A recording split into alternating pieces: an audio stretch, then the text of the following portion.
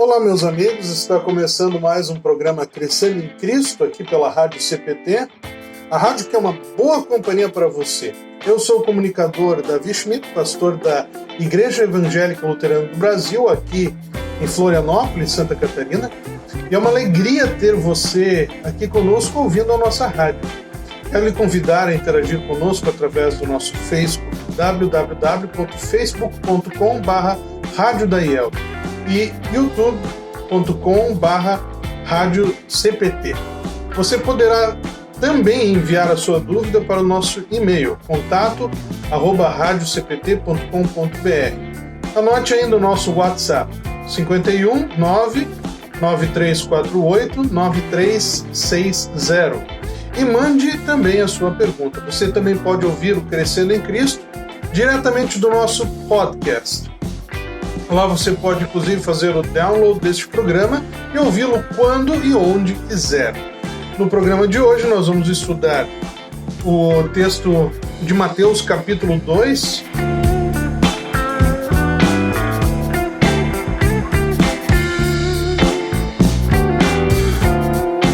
E vamos então começar. Eu vou fazer a leitura dos pequenos trechos. Tem 3 trechos, né? Ou melhor, 4 trechos. A visita dos magos, depois a fuga para o Egito, a matança dos meninos de Belém e também a volta do Egito. Muito bem. Tendo Jesus nascido em Belém, da Judéia, nos dias do rei Herodes, eis que vieram os magos do Oriente a Jerusalém e perguntavam: onde está o recém-nascido rei dos judeus? Porque vimos a sua estrela no Oriente e viemos para adorá-lo. Ao ouvir isso, o rei Herodes ficou alarmado, e com ele toda Jerusalém. Então Herodes convocou todos os principais sacerdotes e escribas do povo e lhes perguntou onde o Cristo deveria nascer. Eles responderam: em Belém, da Judéia, porque assim está escrito por meio do profeta. E você, Belém, terra de Judá, de modo nenhum é a menor entre as principais de Judá, porque de você sairá o guia que apacentará o meu povo Israel. Com isto, Herodes, tendo chamado os magos para uma reunião secreta, perguntou-lhes sobre o tempo exato em que a estrela havia aparecido. Enviando-os a Belém, disse-lhes: vão e busquem informações precisas a respeito do menino, e quando o tiverem encontrado, avisem-me, para eu também ir adorá-lo. Depois de ouvirem o rei, os magos partiram. E eis que a estrela que viram no Oriente ia adiante deles, até que chegando parou sobre onde o menino estava. E vendo eles a estrela, alegraram-se com grande e intenso júbilo, entrando na casa. E viram o menino com Maria, sua mãe.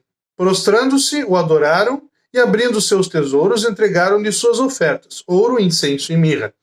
E tendo sido avisados por Deus em sonho para não voltarem à presença de Herodes, os magos seguiram por outro caminho para a sua terra. Então, esse primeiro trecho aqui do capítulo 2 de Mateus, versículos 1 a 12. E eu estou lendo aqui a Nova Almeida atualizada, né? Essa nova versão aqui da Bíblia que vocês podem também adquirir, que eu diria que é um meio termo entre a Nova Tradução da Linguagem de hoje e a Almeida atualizada, né? Então ela fica assim uma linguagem bem fácil de entender. Mas só sobre esses primeiros 2 versículos já tem muita coisa que nós poderíamos falar. A primeira coisa que é a clássica, né? Que muito se fala, 3 reis magos, né? A gente tem esse costume de falar 3 reis magos.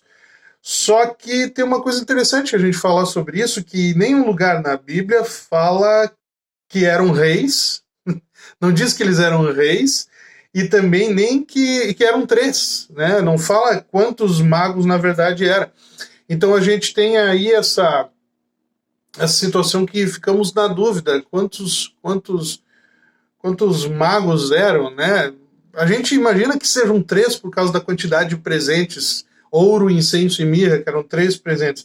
Mas, na verdade, a Bíblia não fala, né? Também não fala que eram reis, fala que eram magos. Magos provavelmente sábios, né? Pessoas que estudavam várias coisas naquela época. Quem era estudioso, quem era cientista, quem era mago, alguém que que também, de repente, mexia com algumas substâncias, já desenvolvia alguns remédios, algumas coisas. Então, eles eram pessoas sábias, pessoas que conheciam várias coisas, né, que estudavam as coisas, que tinham conhecimento a respeito das coisas. E o mais interessante é notar que eram do Oriente, né? O que é o Oriente? Então nós estamos aqui Jerusalém, né? A Judéia, enfim, toda essa parte onde morava o povo de Israel.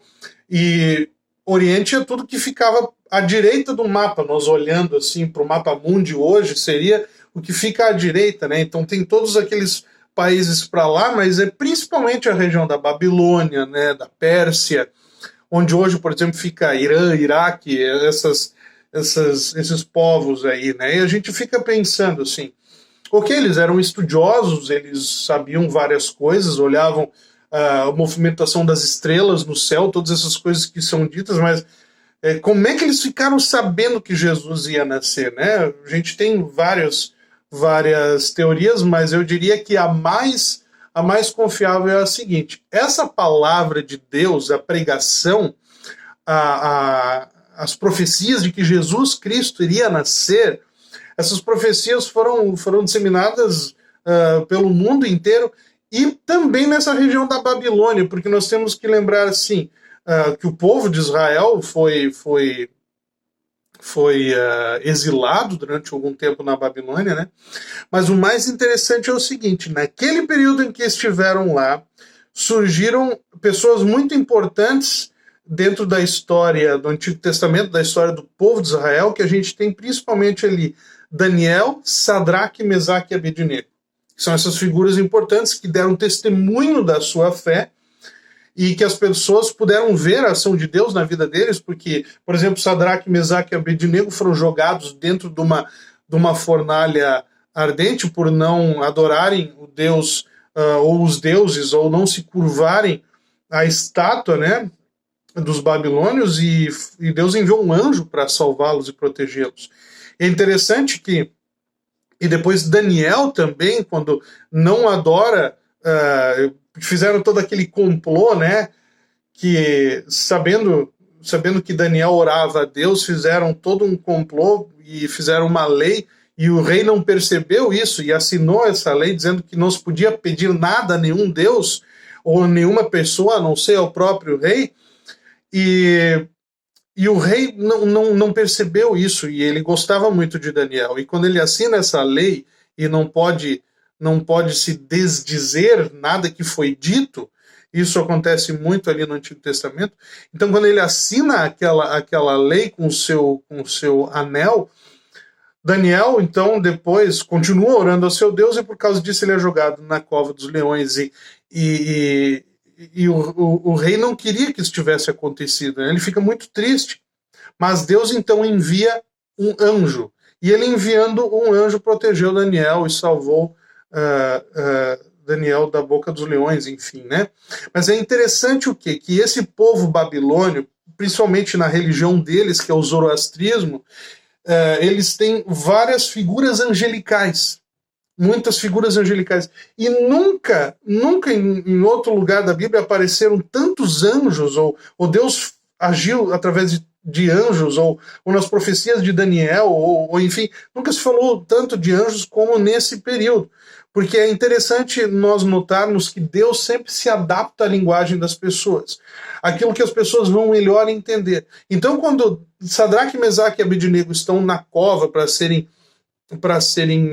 queimados, na cova não, na fornalha para serem queimados, Deus envia um anjo para protegê-los. Quando Daniel está na cova dos leões, Deus envia anjos para protegê-los.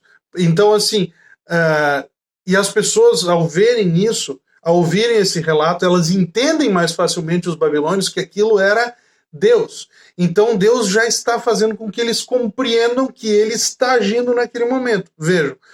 Por que isso? Porque é uma forma também de aos poucos converter o povo à fé verdadeira, no Deus verdadeiro. E uma coisa muito interessante que acontece é o seguinte: o rei, depois que vê que Deus salvou Daniel, ele diz assim: agora vou fazer um decreto que todos no reino da região, né, Babilônia, Pérsia, enfim, aquelas coisas todas, devem adorar o Deus de Daniel, o Deus verdadeiro.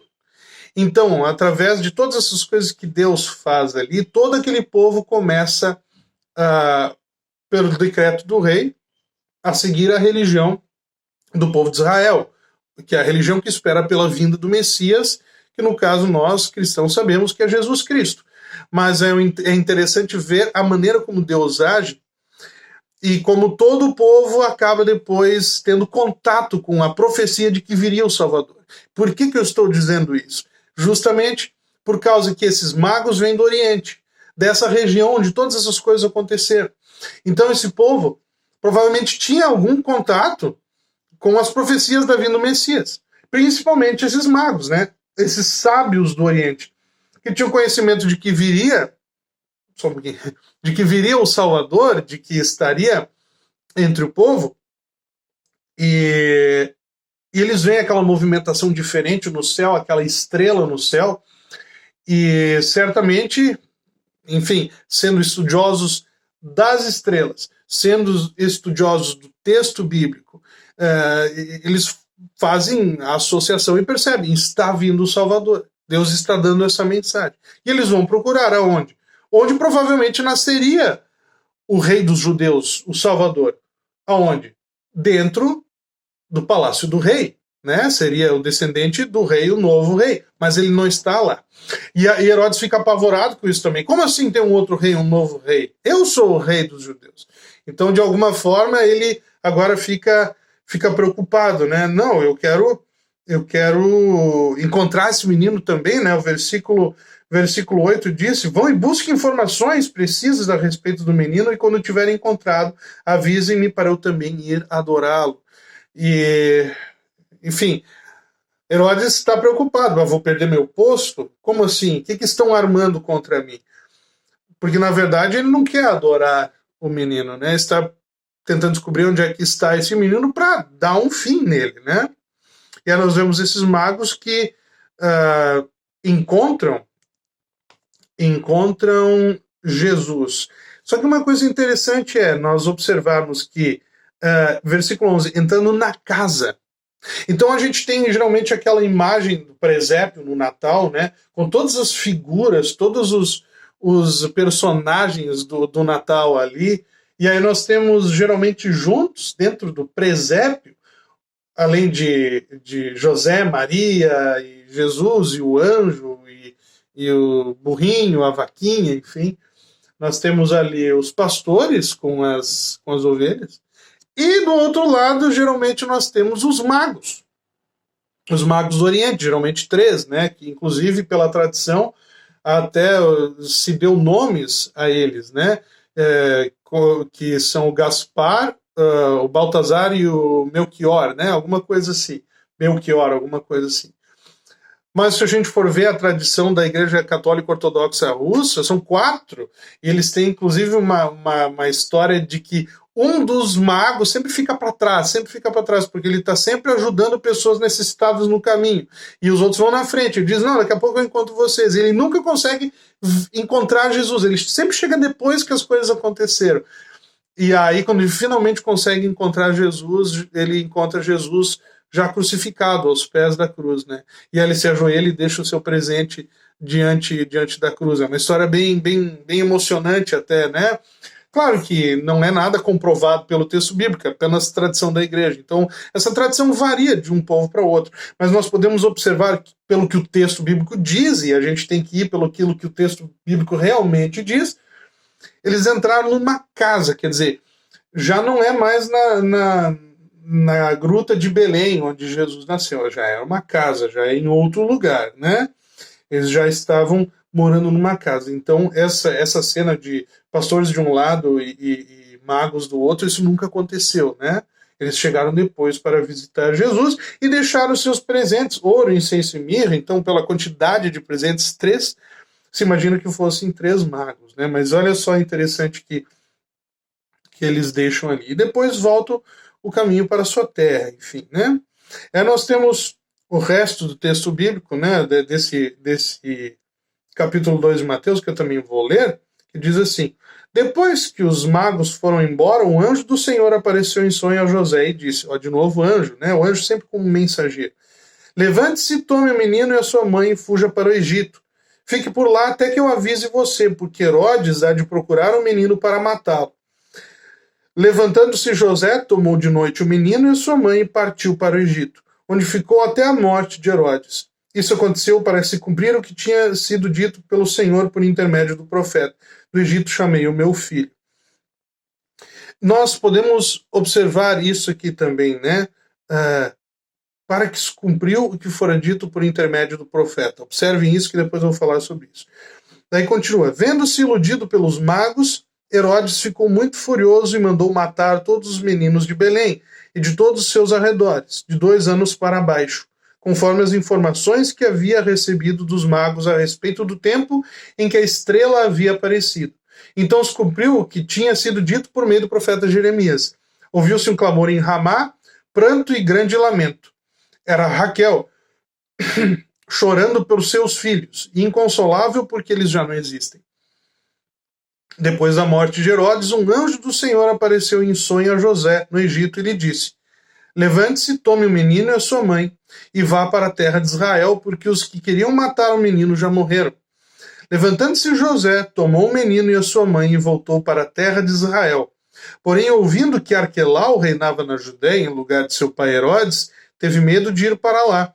E tendo sido avisado por Deus em sonho, José foi para a região da Galileia e foi morar numa cidade chamada Nazaré, para se cumprir o que havia sido dito por meio dos profetas: ele será chamado Nazareno. Então, vejam sempre esse elemento: cumprir-se o que fora dito por intermédio do profeta. Então, nós temos profecias que dizem que o Salvador vem de Belém, outras que vêm do Egito, né? E outras que vêm de Nazaré. E interessante que é uma coisa que normalmente não faz sentido. Ele tem que vir de um lugar só, né?